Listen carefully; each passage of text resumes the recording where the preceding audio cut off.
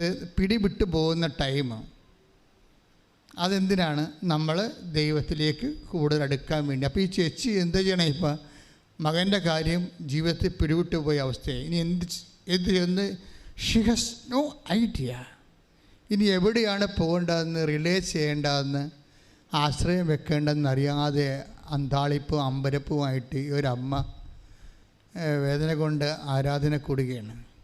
കൂടുന്ന സമയത്ത് പെട്ടെന്ന് അപ്പുറത്തെ മുറിയിൽ എന്തോ എടുക്കാൻ പോയ മകൻ പെട്ടെന്ന് ഓടി വന്ന് ഇവരുടെ മടി കയറിയിരിക്കും. ഈ 7ാം ക്ലാസ്സുകാരൻ, അമ്മ എൻ്റെ വയറുവേദന പോയെന്ന് പറഞ്ഞു. പെട്ടെന്ന് അതെന്താ? അപ്പം ഇവർ നിങ്ങളിപ്പോൾ കൈയെടുത്തില്ലേ? അവരത് വിശ്വസിച്ചില്ല. കാര്യം എന്താണ്? ഇവനിങ്ങനെ ഇടയ്ക്ക് വേദന വരാതിരുന്നിട്ട് പിന്നീട് വൈകുന്നേരം ആകുമ്പോൾ കിടന്ന് പോകാൻ തുടങ്ങും. അമ്മേ വേദനേ എന്ന് പറഞ്ഞ് പോകാൻ തുടങ്ങും. അതുകൊണ്ട് അവർക്കൊരു സന്തോഷം ഉണ്ടായില്ല. അപ്പോൾ ഇല്ലമ്മ എനിക്കിനി വേദന വരത്തില്ല. അപ്പോൾ ഇവന് ഉള്ളിൽ ബോധമുണ്ടായി. അത് ദൈവം കൊടുത്ത ഒരു ബോധമാണ്, ഇനി അവന് വേദന വരത്തില്ലെന്ന്. അവനെ പറയാൻ കാര്യം അപ്പോൾ എന്ത് സംഭവിച്ചിട്ടെന്ന് അമ്മ ചോദിക്കും. അപ്പോൾ പറയും, അമ്മ ഇവിടെ ആരാധന കൂടിയില്ലേ, അമ്മ കരഞ്ഞുകൊണ്ടിരുന്നല്ലേ ആരാധന കൂടിയത്. അപ്പോൾ ഒരു കൈ എൻ്റെ അടുത്ത് വന്ന് എന്നിട്ട് എൻ്റെ വയറേൽ ഇങ്ങനെ തടയി ഇറക്കി. പിന്നെയും 3 പ്രാവശ്യം മുഴച്ചു വന്നപ്പോൾ ഈ 3 പ്രാവശ്യവും ഈ കൈ വന്ന് എൻ്റെ വയറിൽ നിന്ന് തടയി ഇറക്കി. എനിക്കപ്പോൾ വേദന പോയി. ഇനി എനിക്ക് വേദന വരത്തില്ല. ശ്രുതികട ഹല്ലേലൂയ.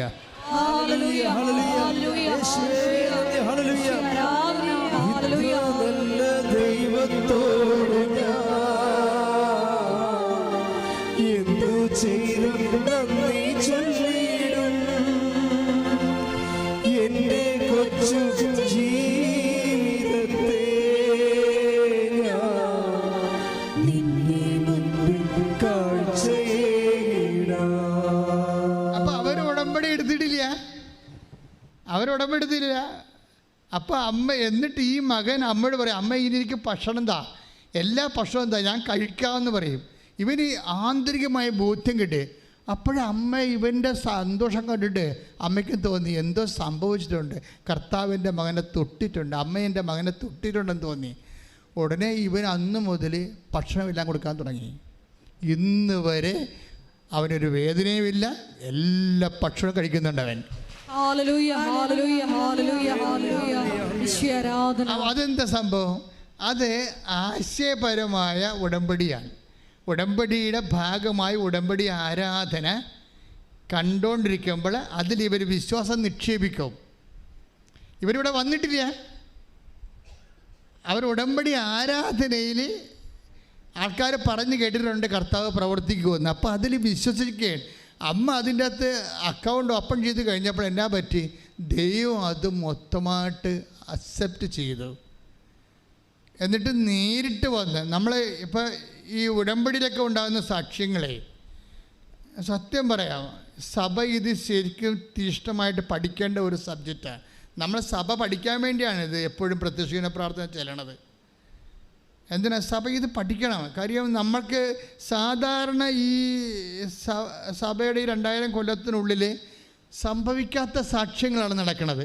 കാര്യം ടി വിയിൽ ആരാധന കൊണ്ടിരിക്കുക, അപ്പോൾ ദൈവത്തിൻ്റെ കൈകൾ നേരിട്ട് വരിക, എന്നിട്ട് ആ വേദനയുള്ള സ്ഥലത്ത് തൊടുക, അതിനെ പൂർണ്ണമായി സുഖപ്പെടുത്തുക.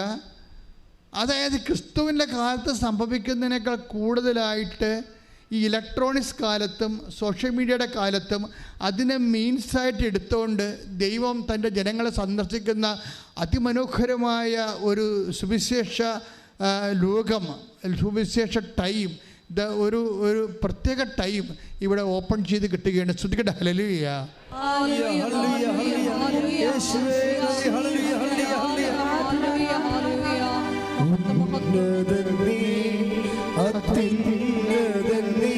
നിന്നെ പോലൊരു ദൈവമില്ല,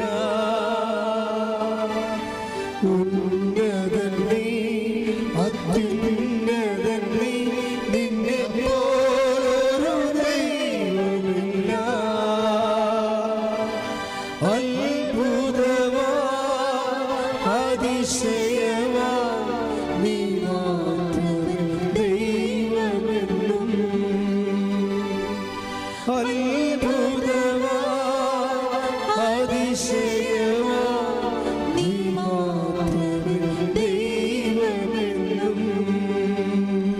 സവിത വന്ന് ഉടമ്പടി ചെയ്യണതും ഉടമ്പടി ചെയ്തതിന് ശേഷം അവിടെ കുടുംബത്തിൽ സംഭവിക്കുന്ന വിഷയങ്ങളൊക്കെയാണ്. അതായത് അവരൊരിക്കലും വീട് പണിതിട്ട് പൂർത്തിയാക്കാൻ പറ്റണില്ല. ഒരു മുറി മുകളിലെടുക്കാൻ വേണ്ടി ഒരു 5 ലക്ഷം രൂപയോ 3 ലക്ഷം രൂപയോ കൂട്ടി വെക്കുമ്പോൾ ഉടനെ അതിന് വലിയ ആവശ്യം വരും. ഒന്ന് വീട്ടിൽ ആവശ്യം വരും, അല്ലെങ്കിൽ ബന്ധുക്കൾ ആവശ്യം. പണം ചെറിയ പറയില്ലേ, പണം വീട്ടിൽ ഇരിക്കണില്ലെന്ന്. എല്ലാവരുടെയും പ്രശ്നമാണത്, പണം വീട്ടിലിരിക്കുന്നത്. നമ്മൾ എന്തെങ്കിലും പ്രധാനപ്പെട്ട കാര്യത്തിന് വേണ്ടി പണം സ്വരുക്കൂട്ടി വെക്കുമ്പോൾ പെട്ടെന്ന് നമ്മൾ വിചാരിക്കാത്ത ഒരു അനാമത്ത് ചിലവ് വരും. അങ്ങനെ മണി ഫ്ലോ തിരിച്ചൊഴുകുന്ന ഒരു കാലമുണ്ട്. അപ്പോൾ അവർ മടുത്ത് 3-4 പ്രാവശ്യം വീട് വെക്കാൻ ശ്രമിച്ച് സ്വരുക്കൂട്ടി വെച്ച കാശും കൊണ്ട് ഓരോ കാര്യങ്ങൾക്ക് വേണ്ടി എടുത്തും കൊടുത്തും സംഭവം അവരെ അലാക്കിൽ കിടക്കുകയാണ്. അപ്പം അമ്മയോട് പറഞ്ഞു, അമ്മ വീട് പണിയണം എന്ന് പറയാം. അത്രേ ഉള്ളൂ ഉടമ്പടിയിൽ. പിന്നെ ഒരു മുറിക്കാണ് ഈ ഉടമ്പടി വെച്ചിരിക്കണം അവർ. പക്ഷെ അവരാ സാക്ഷി നിങ്ങൾ കേൾക്കണമെങ്കിൽ ഇന്ന് പോയി. അവർ പണിതിരിക്കുന്നത് മുകളിൽ 3 മുറിയാണ്. Within no time. ശ്രദ്ധിക്കട്ടെ. ഹല്ലേലൂയ, ഹല്ലേലൂയ, ഹല്ലേലൂയ, യേശുവേ ഹല്ലേലൂയ, ഹല്ലേലൂയ, ഹല്ലേലൂയ. സന്ദർശിച്ച് സംരക്ഷിക്കുന്ന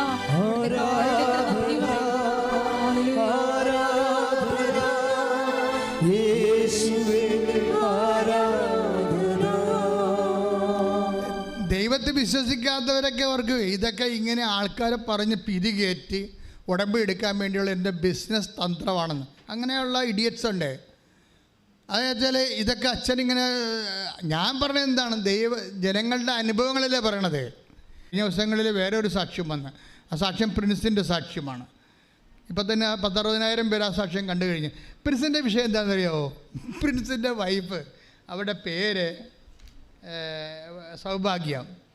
പ്രിൻസിൻ്റെ പാലക്കാട്ടുകാരാണ്.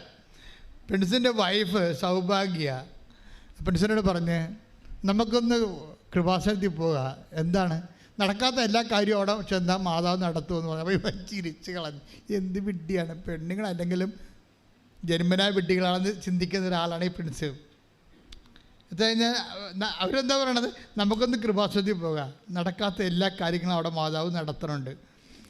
പക്ഷേ വൈഫ് ഇവർ തമ്മിൽ നല്ല ടേംസാണ്. അത് കാരണം പറയും, എനിക്ക് വിശ്വാസമൊന്നുമില്ല, നിൻ്റെ കൂടെ ഞാൻ വരാമെന്ന് പറഞ്ഞു.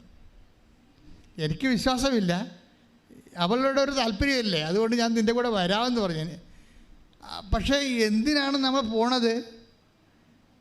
അപ്പോഴ് ഇവരുടെ സൗഭാഗ്യം പറയാം, നമുക്ക് 6 കാര്യങ്ങൾ എഴുതാമെന്ന് പറയും. നമുക്ക് 6 കാര്യങ്ങൾ എഴുതാമെന്ന് പറയും. അപ്പോൾ പ്രിൻസ് ഇവിടെ ഒന്ന് നോക്കിയിട്ട് ഓർത്തിട്ട് 10-60 കാര്യങ്ങളുണ്ട്. 6 കാര്യത്തിൽ നിൽക്കണില്ല ജീവിതം 6 കാര്യത്തിൽ നിൽക്കണില്ല. എന്തെഴുതാനാണ്? ഒത്തിരി എഴുതണമല്ല. ഇത് ഏതാണ് പ്രധാനപ്പെട്ടത്? ഒന്നാമത് എഴുതേണ്ട ഏതാണ്, രണ്ടാമത് എഴുതേണ്ട ഏതാണ്ട് ഒന്ന് എഴുതി കൺഫ്യൂഷനായപ്പോൾ പുള്ളിക്കാരൻ 3 കാര്യം മാത്രം എഴുതി. ഒറ്റ വരിയിൽ 3 കാര്യം എഴുതി. വൈഫിനോട് പറഞ്ഞിട്ടാണ് എഴുതിയത്. 1, എന്നെ, എൻ്റെ ഭാര്യനെ, എൻ്റെ കുഞ്ഞുങ്ങളെ, എൻ്റെ അപ്പനെയും സംരക്ഷിക്കണം. 2, അതിൻ്റെ കൂടെ തന്നെ ഞങ്ങൾക്ക് മാരക രോഗം വരരുത്. തീർന്നു. ബാക്കിയുള്ളത് വേലയെടുത്ത് ജീവിക്കാം ദൈവം തന്ന ആരോഗ്യം കൊണ്ട്. അതാണ് മനസ്സിൽ വിചാരിക്കണത്. അതന്നാണ് ആ സാക്ഷ്യത്തിൻ്റെ പോക്ക്. അങ്ങനെയാണല്ല. ബാക്കിയുള്ളത് എനിക്ക് നല്ല മനുഷ്യൻ നല്ല ആരോഗ്യമുണ്ട്, ബാക്കിയുള്ളത് വേലയെടുത്ത് ജീവിക്കാം. ഞങ്ങൾക്ക് എന്താ വേണ്ടത്? എൻ്റെ അപ്പനും എൻ്റെ അമ്മയ്ക്കും എൻ്റെ ഭാര്യയ്ക്കും എൻ്റെ കുഞ്ഞിനും സംരക്ഷണം വേണം. 2ാമത് എന്താണ്? ഞങ്ങൾക്ക് മാരക രോഗങ്ങളൊന്നും വരരുത്. പക്ഷെ അത് നല്ല എനിക്കൂടെ അത് എല്ലാവരും എഴുതണമെന്ന് എനിക്ക് തോന്നണം കേട്ടോ. ഇന്നത്തെ കാലത്ത് ഏറ്റവും വലിയൊരു ഇൻഷുറൻസാണ് അത് മാതാവിനോടൊക്കെ എടുക്കുന്നത്. എല്ലാവരും അത് എഴുതണമെന്ന് എനിക്ക് തോന്നണം. സംരക്ഷണം. പിന്നെ ഇത്ര എഴുതി ഉള്ള വിശ്വാസം വെച്ച് ഉടമ്പടി ചെയ്ത് വീട്ടിൽ ചെന്ന് ഇവർ പ്രത്യക്ഷയുടെ പ്രാർത്ഥന. സൗഭാഗ്യം എന്ന് പറയണത് നമ്മൾ പറയും ഒരു പ്രത്യക്ഷ കാരണം. ഇപ്പം ഇന്നലെ ഒരു പൂർണിമ, അങ്ങനെ ഇതൊരു പെങ്കൊച്ച് സാക്ഷ്യം, ഹരിപ്പാടെന്നും 5 മണിയെന്നും പറഞ്ഞ ഒരു സമയമുണ്ടെങ്കിൽ ഞാൻ പ്രത്യക്ഷിക്കേണ്ട പ്രാർത്ഥന ചെല്ലിയിരിക്കുമെന്ന് പറയും. അത്രയും കട്ടൻ്റായിട്ടാണ് അവർ പ്രത്യക്ഷ പ്രാർത്ഥനയാണല്ലോ ഇതിൻ്റെ ആത്മാവെന്ന് പറയണത്. ഉടമ്പടി ആക്ടിവേറ്റ് ചെയ്യണത് ആദ്യത്തെ താക്കോലെന്ന് പറയുന്നത് പ്രത്യക്ഷീകരണ പ്രാർത്ഥനയാണ്. അതാണ് ആദ്യമേ നമ്മൾ വെളുപ്പിനെ പ്രത്യക്ഷീകരണ പ്രാർത്ഥന. കാര്യം മാതാവിൻ്റെ പ്രത്യക്ഷീകരണം നമ്മൾ അംഗീകരിച്ചിട്ട് സഭ അത് അംഗീകരിക്കാൻ വേണ്ടിയുള്ള പ്രാർത്ഥന തുടങ്ങിയപ്പോഴാണ് ആ പ്രാർത്ഥനയായിട്ടാണ് മാതാവ് ഉടമ്പടി തരണത്. അപ്പോൾ ഉടമ്പടി നടക്കുന്ന എല്ലാ കാര്യവും പ്രത്യക്ഷത്തിലേക്കാണ് പോണത്, പ്രത്യക്ഷീകരണത്തിലേക്കാണ് പോണത്. പ്രത്യക്ഷീകരണത്തിൻ്റെ സ്ഥിരീകരണമായിട്ടാണ് ഇത് വരണത്, ഉടമ്പടിയുടെ ഓരോ സാക്ഷ്യവും വരണത്.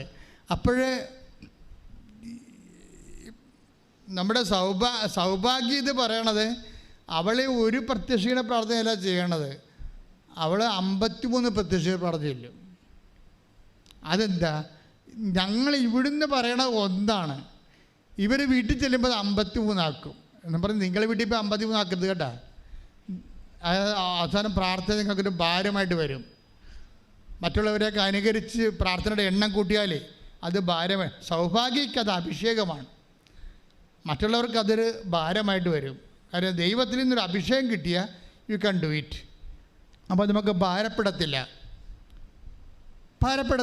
ദൈവം അത് അക്സെപ്റ്റ് ചെയ്തിട്ട് നീ എഴുതിക്കോ, നീ 53 ചൊല്ലിക്കോ എന്ന് പറഞ്ഞ് ദൈവം അവനൊരു അഭിഷേകം കൊടുത്താൽ അത് ലൈറ്റ് വെയ്റ്റായിട്ട് പോകും.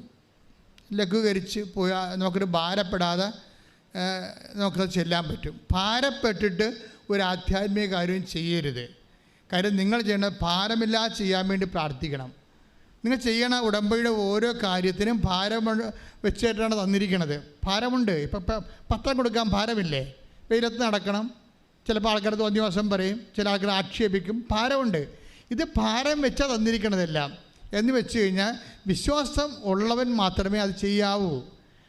വായി നോക്കികളൊന്നും ഉടമ്പടി എടുക്കരുതെന്ന് തന്നെ ഉദ്ദേശമാണ്. കാര്യം ഉടമ്പടി എന്ന് പറയുന്നത് ഇറ്റ്സ് എ ബൈലാറ്ററൽ എഗ്രിമെൻറ്റ്. ദൈവവും നമ്മൾ തമ്മിലുള്ള വ്യക്തിപരമായ ബന്ധമാണ്. അപ്പോൾ ദൈവത്തോട് വ്യക്തിപരമായ ബന്ധം ഉണ്ടാകണമെങ്കിൽ കപ്പാസിറ്റി ഉള്ള ആളായിരിക്കണം ആ ഉടമ്പടിയിൽ നിൽക്കേണ്ടത്. അതുകൊണ്ട് ഭാരപ്പെട്ട കാര്യങ്ങളാണ് ഇതിലുള്ളതെല്ലാം, ഭാരമില്ലാത്ത കാര്യങ്ങളില്ല. ദൈവസ്നേഹം കൂടിയാൽ മാത്രമേ ഭാരം കുറയത്തുള്ളൂ.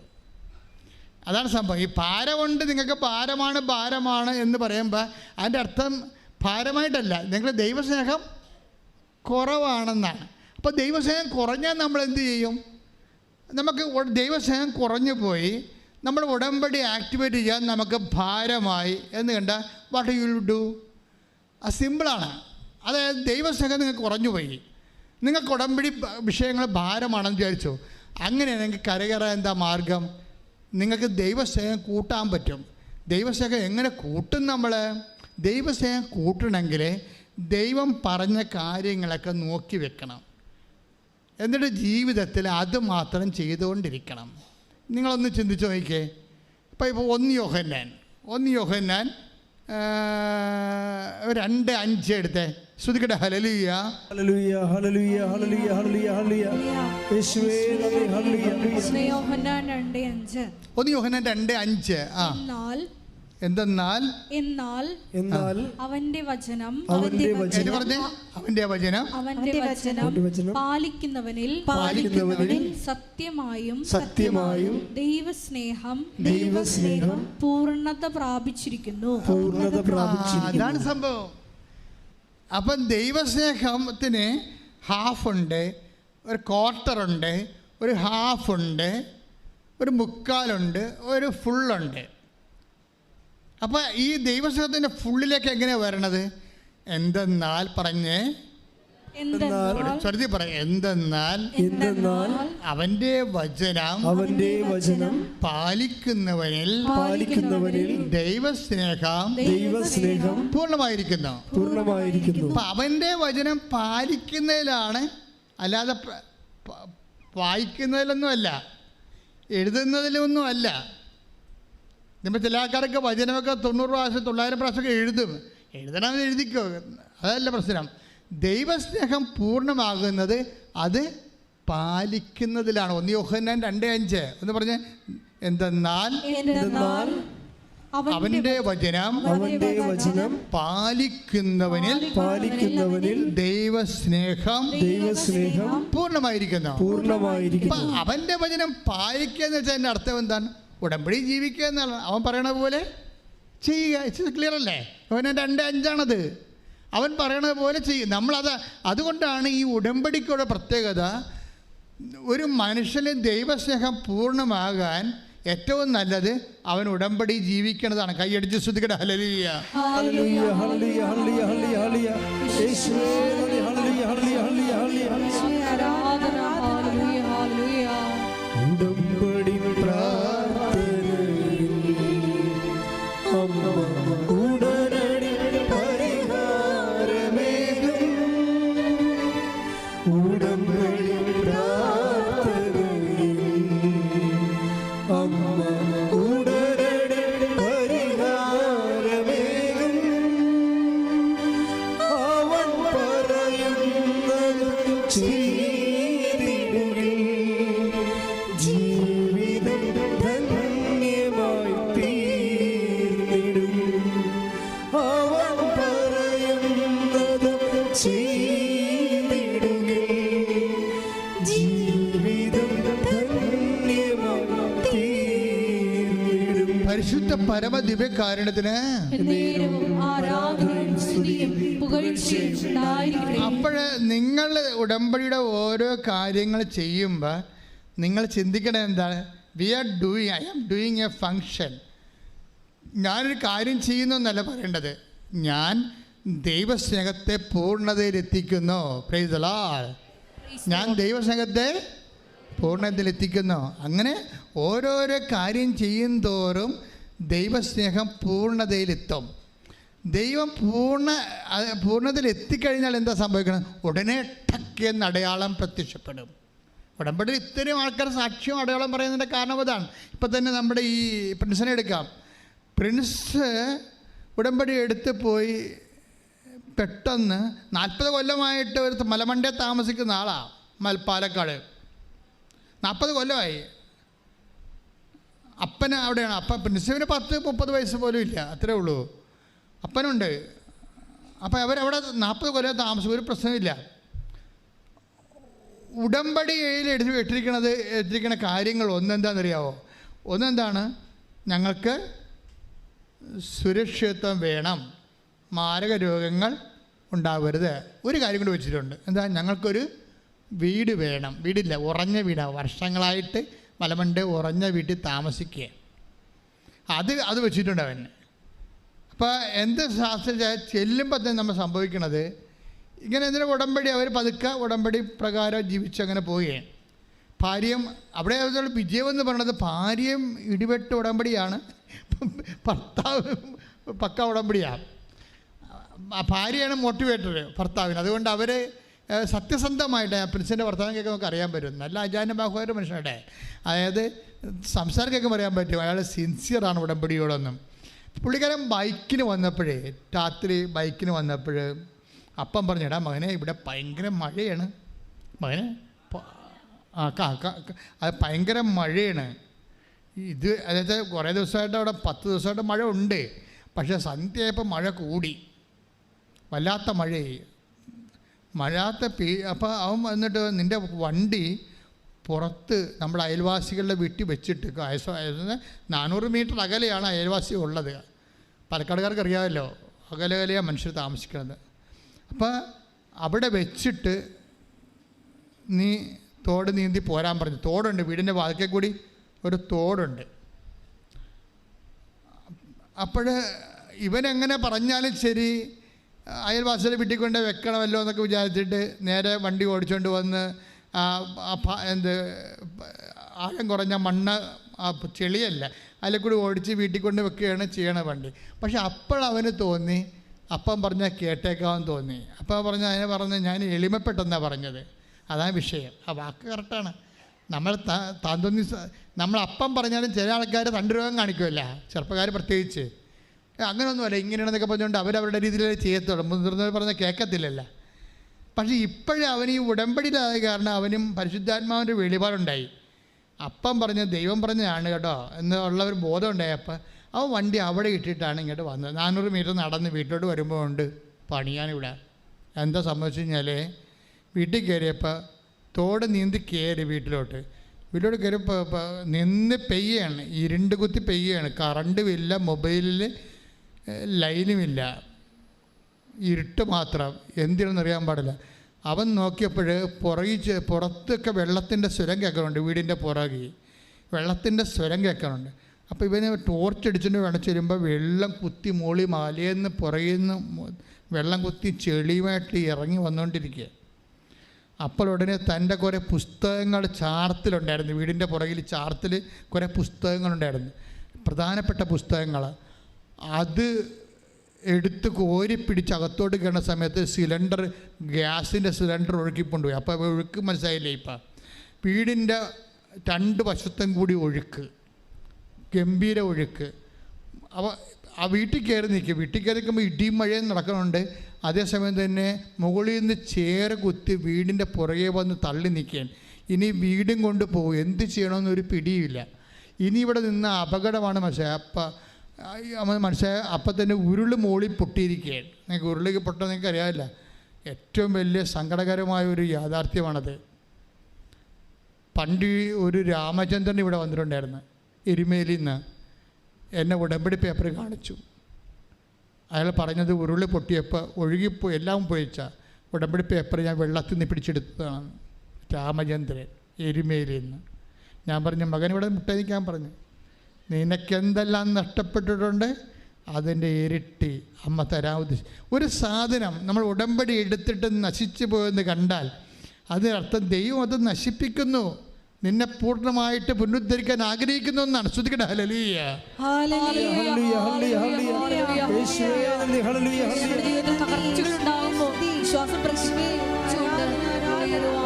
ആരാധനയിലൂടെ ഞങ്ങൾ അഭിഷേകം ചെയ്യണം.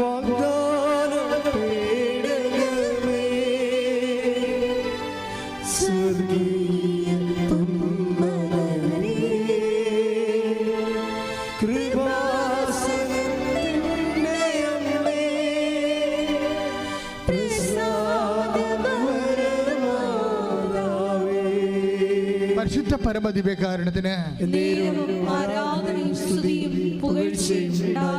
അപ്പോൾ വൈഫ് അന്ന് വീട്ടിലില്ല, അവർ നേഴ്സാണ്, അടുത്തുള്ളൊരു ഹോസ്പിറ്റലിലാണ് അവർ. അപ്പോൾ പ്രായമായ അപ്പനുണ്ട്, അപ്പന് സ്റ്റെൻഡ് ഇട്ടിരിക്കുകയാണ്, ഹാർട്ട് പേഷ്യൻ്റാണ്. അപ്പോൾ പ്രിൻസിന് മനസ്സിലായി എല്ലാം ഒഴുകിപ്പോയിക്കൊണ്ടിരിക്കുകയാണ്, ഇനി ഏത് സമയത്തും വീടും പോകും.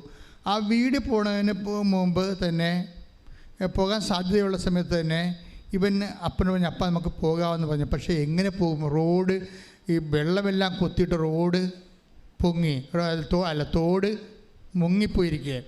അപ്പോൾ ഇനി കഴുത്തൊപ്പം വെച്ച് നീന്തേണ്ടി വരും. അപ്പനെയും കൊണ്ട് എങ്ങനെ നീന്തും? പ്രായമായ അമ്മയും കൊണ്ട് എങ്ങനെ നീന്തും? പിന്നെ ഉടനെ എന്ത് ചെയ്യുമെന്ന് വെച്ചാൽ അമ്മയുടെ മുമ്പിൽ ചെല്ലുമ്പോൾ അമ്മയോട് പറഞ്ഞു, അമ്മേ ഈശോ, അതായത് ദേവമാതാവ് അമ്മയോട് പറഞ്ഞു, അമ്മേ ഞാനും എൻ്റെ ഭാര്യയും ഉടമ്പടി എടുത്തതാണ്, ഞങ്ങൾ നശിക്കരുത്, നശിക്കാൻ പാടില്ല. കാര്യം എന്താണ്? ഞങ്ങളെ നീയുമായിട്ട് ഉടമ്പടിയിലാണ് എന്ന് പറയുകയും പെട്ടെന്ന് നോക്കുമ്പോൾ ഒരു ഇടിമിന്നലിൽ ഒരു കോവേണി കാണും. അവിടെ ഉണ്ടായിരുന്ന കോവേണിയാണ്. അമ്മ കോവേണി കാണിച്ചു കൊടുക്കും. ഉടനെ കോവേണി എടുത്ത് ഇവൻ തോടിൻ്റെ മുകളിലിടും. ആരോപണത്തിൻ്റെ കോവേണി എടുത്ത് തോടിൻ്റെ മുകളിലിടും. തോടിൻ്റെ മുകളിലിട്ട് വെച്ച് ഉടമ്പടി കാശുരും എടുക്കും. എടുത്തിട്ട് അരയിൽ 5-8 പ്രാവശ്യം തിരിച്ചിട്ട് മുണ്ടയിൽ അത് തിരികെ വെക്കും. എന്നിട്ട് ഈ അമ്മനെയും കൊണ്ട് ഭാര്യയും അമ്മയും അപ്പനെയും കൊണ്ട് ഇവൻ ഈ പാലത്തെ കൂടി കയറി ഇപ്പുറത്ത് കൊണ്ട് വെക്കും. കൊച്ചിനെ അവൻ തോളയിലെടുക്കും. എന്നിട്ട് അവരവിടെ നിന്ന് കുടിയൊഴിഞ്ഞ് പോരും. കുടിയൊഴിഞ്ഞ് പോന്ന് പള്ളിയിലെ ക്യാമ്പിൽ വന്ന് താമസിക്കും. പക്ഷേ 28 ഉരുളാണ് അന്ന് പൊട്ടിയത് രാത്രി. 1-2 അല്ല, 28 ഉരുൾ. എല്ലാവരും തന്നെ ക്യാമ്പിലായിപ്പോയി. എന്നാൽ അവർ ആ പ്രത്യക്ഷീകരണ പ്രാർത്ഥന അതുപോലെ തന്നെ മുടങ്ങാതെ പോകുകയാണ്. ഇവൻ തിരിച്ച് ക്യാമ്പിൻ്റെ അവസ്ഥ അറിയാമല്ലോ. ക്യാമ്പ് ആദ്യത്തെ ഒരാഴ്ച തഹസിൽദാരും വില്ലേജ് ഓഫീസറും പാർട്ടിക്കാരും എല്ലാം വരുമെങ്കിലും അവസാനത്തെ ആഴ്ച കിടക്കുന്നവൻ്റെ അവനെ ശവം പോലെ കാണത്തുള്ളൂ. ആരും അറിയത്തില്ല, തിരക്കത്തില്ല. ഞാനും ക്യാമ്പ് നടത്തിയിട്ടുള്ളതാണ്, ഗവൺമെൻറ്റിൻ്റെ ആൾക്കാർ വന്നിട്ടുള്ളതാണ്. സുനാമി ക്യാമ്പ് ഈ ജില്ലയിൽ ആദ്യം നടത്തിയ ഞാനാണ്. ആദ്യത്തെ ആൾക്കാർ കുറേ ആൾക്കാരൊക്കെ വഴികെ തിരക്കി അന്വേഷിക്കുകയും ചെയ്യും. അവരൊക്കെ ഫോട്ടോ ഒക്കെ എടുത്ത് ഒന്നും തരത്തില്ലെന്നല്ല, എല്ലാം തരും. അത് ആദ്യത്തെ ഒരു ഇതാണ്. അത് കഴിയുമ്പോൾ പിന്നീട് മനഃപൂർവ്വം നമ്മൾ അവിടുന്ന് പോയി കളയാൻ വേണ്ടി അവർ പിന്നെ തിരിഞ്ഞു നോക്കത്തില്ല. അവർ വരാത്തപ്പോൾ ഓർക്കുക, അവർ ക്യാമ്പ് പിരിച്ചു വിട്ടിരിക്കണം, ഇനി നമുക്ക് വേണമെങ്കിൽ വീട്ടിൽ പോയി മര്യാദക്ക് തേച്ച് കഴുകി ജീവിക്കാവുന്നതാണ് എൻ്റെ അർത്ഥം. അത്രേ ഉള്ളൂ. ഇപ്പോൾ പ്രിൻസ് വീട്ടിൽ ചെന്നപ്പോൾ വീട് പൊടിഞ്ഞിട്ടൊന്നുമില്ല, പക്ഷേ താമസിക്കാൻ പറ്റാത്തൊരവസ്ഥയാണ്. അപ്പോൾ ഉടനെ പ്രിൻസും ഭാര്യയും കൂടി ബാങ്കിൽ പോയിട്ട് വേറെ ഒരു വീട് നോക്കിയിട്ട് 5 പൈസ കയ്യിലില്ലേ, 5 പൈസ കയ്യിലില്ലാതെ, അതായത് അമ്മയുടെ അടുത്ത് എഴുതിയിട്ടുണ്ടല്ലോ വീട് വേണമെന്ന്, അത് ആ ഉറപ്പിലാണ്. ഉടമ്പടിയിൽ എഴുതിയിട്ടുള്ള ഉറപ്പേ ഉള്ളേ, അല്ല 5 പൈസ കയ്യിലില്ല. ഈ ഉടമ്പടിയിൽ വീട് വേണമെന്ന് നിങ്ങൾക്ക് തോന്നണ്ട. ചില ആൾക്കാർ യാന്ത്രികമായിട്ടാണ് ഉടമ്പടി ചെയ്യണത്, ചില ആൾക്കാർ ഒന്നൊന്നര ചെയ്ത്താണ് ചെയ്യണത്. അതാണ് സംഭവം. അവർക്കാണ് അങ്ങനെ. ദൈവത്തിന് അറിയാമല്ലോ, ഇത് ചുമ്മാ ആരെങ്കിലും പറഞ്ഞത് കേട്ട് വന്ന് എഴുതുകയാണ്. ഉടമ്പടിയിൽ അവർ അനുഷ്ഠിക്കുകയുമില്ല, വിശ്വസിക്കുകയുമില്ല, പ്രാർത്ഥിക്കുകയുമില്ല. അങ്ങനെ ശരിക്കറിയാം കൃപാസന പത്രം എന്താണെന്നും അവിടെ ദൈവം പ്രവർത്തിക്കുന്ന രീതിയാണെന്നും. കഴിഞ്ഞ ദിവസങ്ങളിലൊരു സാക്ഷ്യം ഉണ്ടായിരുന്നു. കൃപാസന പത്രം വായിച്ചുകൊണ്ടിരിക്കുന്ന സമയത്ത് ഞാനത് സാക്ഷ്യത ഇട്ടിട്ടുണ്ട്. നിങ്ങളതിൻ്റെ ഇനി ട്രോളർമാരത് കേട്ടാൽ പിന്നെ അവർ അത് വെച്ച് ട്രോളിക്കൊണ്ടിരിക്കും. ട്രോളട്ട ദൈവികമായ പദ്ധതിയുടെ മുന ഒടിക്കാൻ ഒന്നിനും പറ്റത്തില്ല. കാര്യം നമ്മളിങ്ങനെ കുറേ പലതരത്തിലുള്ള ആക്ഷേപങ്ങളിലൂടെ കടന്നു വന്നിട്ടുള്ളതാണ്, നിങ്ങൾക്കറിയാമല്ലോ. അപ്പം അങ്ങനെ വന്നിട്ട് ഇങ്ങനെ വരണ സമയത്തും ദൈവത്തിൻ്റെ പ്രവൃത്തികൾ വിശ്വസിക്കുന്നവർക്ക് അടയാളമായിട്ട് നടത്തിക്കൊണ്ടേയിരിക്കും. എന്നെ നിത്യതയോടടുപ്പിക്കുന്ന എല്ലാ അനുഭവങ്ങൾക്കും നന്ദി. മക്കളെ, വേദനയുള്ള സ്ഥലത്ത് കൈകൾ വെക്കുക. അഭിഷേകത്തിൻ്റെ ശക്തിയുടെ, സൗഖ്യത്തിൻ്റെ, വിടുതലിൻ്റെ ദൈവിക മുഹൂർത്തങ്ങൾ ആരാധനയ്ക്ക് ഇപ്പോൾ നമുക്ക് അവകാശമാണ്. നിങ്ങൾ വേദനയുള്ള എല്ലാ ഇടങ്ങളിലും കൈകൾ വെക്കുക. അച്ഛൻ പ്രാർത്ഥിക്കുന്നതനുസരിച്ച് മാറ്റി വെച്ചുകൊണ്ടിരിക്കണം. അതേസമയം ജീവിതത്തിൻ്റെ ദുരിതങ്ങൾക്ക് വേണ്ടിയും തടസ്സങ്ങളും നിവാരണത്തിന് വേണ്ടിയും അച്ഛൻ പ്രാർത്ഥിക്കും. 5 മിനിറ്റായ പ്രാർത്ഥന സമയം. ഇടിമുഴക്കം പരിശോധിക്കട്ടെ. ഹല്ലേലൂയ, കർത്താവേ നിന്റെ ഉന്നതമായ നാമത്തിന് സ്തോത്രം ചെയ്യുന്ന കർത്താവേ, നിന്റെ വിശുദ്ധ പൗരോഹിത്യത്തെ മഹത്വപ്പെടുത്തണമേ. കർത്താവിൻ്റെ സഭയുടെ സാന്നിധ്യം പ്രകടമാക്കണമേ. എൻ്റെ കർത്താവിൻ്റെ ഉന്നതമായ നാമത്തിൽ, സഭയുടെ അധികാരത്തിൽ, കുരിശിൻ്റെ അടയാളത്തിൽ, ദൈവത്തിൻ്റെ ശക്തിയാൽ മാർഗരോഗങ്ങൾ, തീരാവേദികൾ യേശുവിൻ്റെ നാമത്തിൽ മാറിപ്പോകട്ടെ. കർത്താവേ, വിശുദ്ധ പൗരോഹിത്യത്തെ മഹത്വപ്പെടുത്തണമേ. കർത്താവെ, 38 വർഷമായി അർപ്പിച്ച കൃപാന്റെ ശക്തിയാൽ കൃപാസന അൾത്താറെ ജീവനോടെ പ്രത്യക്ഷപ്പെട്ട പരിശുദ്ധ അമ്മയുടെ മാധ്യസ്ഥത്താൽ ചുച്ചു മുതൽ ഉള്ളംകാലം വരെ മാരക രോഗങ്ങൾ, ആന്തരിക അവയവങ്ങളുടെ രോഗങ്ങൾ, ക്യാൻസർ രോഗങ്ങൾ, അതുപോലെ എപ്പിലെപ്സി രോഗങ്ങൾ, ഓട്ടിസം രോഗങ്ങൾ, അപസ്മാര രോഗങ്ങൾ, ഡിപ്രഷൻ രോഗങ്ങൾ, മാരക രോഗങ്ങൾ, മെഡുല്ല രോഗങ്ങൾ, ബ്രെയിൻ്റെ രോഗങ്ങൾ, കരളിൻ്റെ രോഗങ്ങൾ, അതുപോലെ തന്നെ കിഡ്നി രോഗങ്ങൾ, ഉദര രോഗങ്ങൾ, അസ്ഥി രോഗങ്ങൾ, വാതരോഗങ്ങൾ, പേശി രോഗങ്ങൾ, തൈറോയ്ഡ് രോഗങ്ങൾ, ടോൺസൈറ്റ് രോഗങ്ങൾ, സ്പോണ്ടിലോസിസ് രോഗങ്ങൾ യേശു ക്രിസ്തുവിന്റെ നാമത്തിൽ മാറിപ്പോകട്ടെ. വഴിയില്ലാത്തവര്, വിവാഹം ഒത്തുവരാത്തവര്, മക്കളില്ലാത്തവര്, വിദേശത്ത് ജോലി ശരിയാത്തവര്, അവിടെ തിരിച്ചു പോരാൻ പോണവര്, ഗ്രീൻ കാർഡ് കിട്ടാത്തവര്, PR ലഭിക്കാത്തവര്, നാട്ടിൽ നിന്ന് റിസൾട്ട് പരീക്ഷകളുടെ ഫലങ്ങൾ പ്രതീക്ഷിക്കുന്നവരെ, ജപ്തി നടപടി നേരിടുന്നവരെ, സാമ്പത്തിക ബാധ്യത വിഷമിക്കുന്നവരെ, കുടുംബ കലഹത്തിലുള്ളവരെ, കുടുംബക്കോടതി കേസുള്ളവരെ, മാതാപിതാക്കന്മാരെ മാനിക്കാത്തവർ, തെറ്റായ പ്രണയത്തിൽ അകപ്പെട്ടവരെ, ഇങ്ങനെ എല്ലാ വ്യവസായം നടക്കാത്തവർ, വ്യാപാരം നടക്കാത്തവർ, ജീവിതമാർഗം മുട്ടിയവർ, എല്ലാ മേഖലകളിലും ശത്രുക്കളുള്ളവരെ, അതെല്ലാം ശിരസ് കൈവച്ചുകൊണ്ട് ശ്രദ്ധിക്കട്ടെ. ശിരസ് എല്ലാവരും ഇടിമുഴക്കം പോലെ ശ്രദ്ധിക്കട്ടെ. കർത്താവിന്റെ ഉന്നതമായ നാമത്തില്, സഭയുടെ അധികാരത്തില്, കുരിശിന്റെ അടയാളത്തില്, ദൈവത്തിന്റെ ശക്തിയാൽ